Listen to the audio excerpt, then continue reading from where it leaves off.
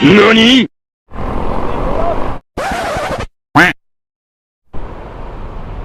Okay, good morning, drivers, passengers, commuters, at mga riders.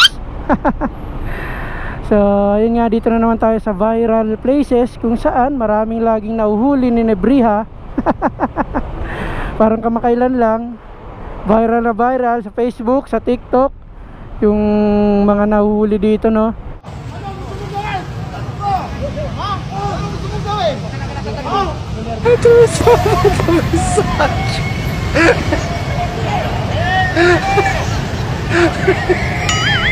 So ayun nga, dahil nga tinasan nila yung penalty fee dito sa may bus lane, kasi ang dami talagang pasaway na motorista, mapa 4 wheels, riders, syempre mga nakamotor. Yan, ang daming pasaway dyan. Kasi nga, ganito yung sistema dito. Palaging, yan o, traffic. At mabagal yung usad. Kaya ang daming nagtatangka na dumaan dyan sa bus lane. Ngayon, tinaasan, 5K pala yung singil dyan, yung penalty. Umaga pa lang ay umabot na sa higit 300 mga motorista ang nahuli dahil sa pagdaan sa bus lane. Ngayong araw pa naman ang simula ng mas mataas na multa sa mga hindi otorisadong dumaan dito. Ang dating 1,000 multa para sa first offense ay nasa 5,000 pesos na. 10,000 naman na may kasamang 1 buwan na pagkakasuspinde ng lisensya at pag-attend ng seminar para sa second offense. Pagdating sa third offense, bukod sa 20,000 pesos ay may kasama itong 1-year suspension ng driver's license. Nasa 30,000 pesos naman ang multa at rekomendasyon ng MMDA sa LTO para sa revocation ng driver's license para sa fourth offense. Ang daming ang nahuling mga motorista, no? May mga tumakas. Yun, malala yun kasi tumakas pa eh. Yun talaga, katanggap-tanggap yun kasi dumana siya, mali niya sa bus lane. Tapos tumakas pa, nagtanggap pang tumakas. So, mas mataas yung penalty nun. Pero pagka nahuli ka, tapos hindi ka naman tumakas, aaminin mo na lang na mali ka talaga. Actually, mali mo talaga once na pumasok ka sa bus lane. So, di ko lang alam kung magkano yung penalty fee, no?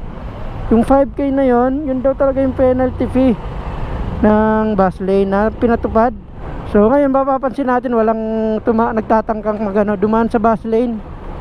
So, siguro may dadaan sa bus lane yung mga, kasi karamihan naman sa na hindi naman siguro napapanood sa balita, hindi naman mahilig manood ng sa social media. Kaya yung ibang driver talagang nagpapasaway na dumaan dyan, kala nila walang bantay. O tulad ngayon, malinis kasi nga nag-viral yung mga nahuli na tumatakas, no.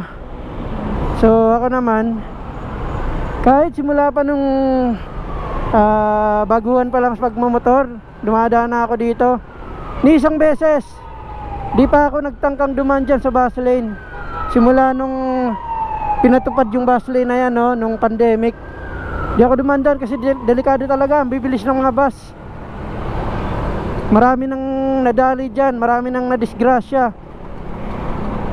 Tapos yung mga ganun, yung mga ambulansya, syempre mga emergency lane na din yan. So ang hirap pagka dyan ka dumaan. Kaya ako dito na lang talaga ako dumadaan sa gilid, oh.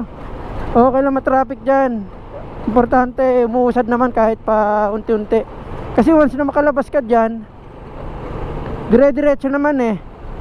May traffic nga pagdating ng Santolan, pero gilid-gilid lang, sanayan na lang talaga. Ang hirap yung magmamatigas ka na dadaan ka sa bus lane, lalo na dyan sa may Santolan. Sa bus lane, sa motorcycle lane, ang daming bantay paglabas mo dito. So sunod na lang tayo, no, bago sumuway, charot. So sunod na lang para iwas gastos, iwas abala. Ang hirap kaya yon. Mas malalaki yung problema mo pagka nahuli ka, na late ka na sa pupuntahan mo, nahuli ka pa, di ba? Magastos na. Yun nga, late ka pa. Okay na yung late lang, iwas gastos na lang. Magkano lang naman yung kaltas nun kumpara sa pag nahuli ka. Tapos madisgrasya ka pa, di ba? Di hindi ka na malilate habang buhay. Gago! Huli kayo. Yan o. Yan na kayo. Pumasok kayo sa bus lane. Di ba? Kukulit niya eh. Nakakausad naman kahit di pumasok sa bus lane. Masyadong mamadali. Ayun. Huli kam kayo. Kamat ulo. Kinuto. Oo. Yari nga eh. Kala nila walang bantay kasi dun eh. Sa unahan. Yari yun. Iyak. 5 nga. Kaya nga eh. Kamot yung isa. Kaya nga umusad naman. Ba't dumadaan pa ng bus lane? Kaya nga eh. Umusad naman oh. Masyado nagmamadali. Ayun, natagalan to sila lalo. So, ilang araw yun, bubunuin mo 5,000. Oo. Tapos kukunin mo pa lisensya. Nako, wala na. 5K malala.